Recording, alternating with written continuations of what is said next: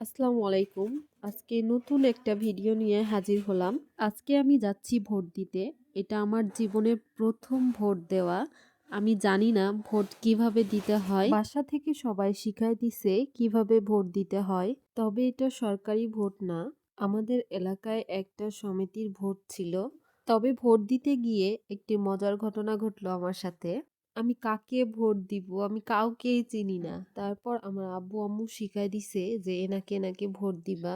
এরপর ভোট দিতে গিয়ে আমি নিজেই ভুলে গিয়েছি কাকে কাকে ভোট দিতে বলা হয়েছিল আমাকে।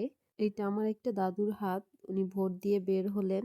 এরপর আমার পালা, আমি ভোট দিতে গিয়েও ছবি উঠাইছি। ভোট দিতে গিয়ে আবারও ভুলে গিয়েছি কোথায় সিল মারতে হবে। ওখানে এজেন্ট গুলোকে জিজ্ঞাসা করে এরপরে ভোট দেওয়া কমপ্লিট করেছি। ভোট দেওয়ার সময় হাতে এক ধরনের কালো কালি দেওয়া হয়। এটা দেখে আমার ছোট বোন বলছিল, আপু আমারও শখ লাগে এইভাবে ভোট দিতে। এই ভোটে প্রত্যেকের জন্য খাবার ব্যবস্থা করা হয়ে থাকে। আমার বাসা থেকে ৩ জন ভোটার থাকায় আমরা ৩ প্যাকেট খাবার পেয়েছিলাম। প্যাকেটের মধ্যে ছিল রোস্ট, ডিম, সাথে ডাল। খাবারগুলো অনেক মজা হয়েছিল। আজকে ভিন্ন ধরনের একটা অভিজ্ঞতা শেয়ার করলাম আপনাদের সাথে।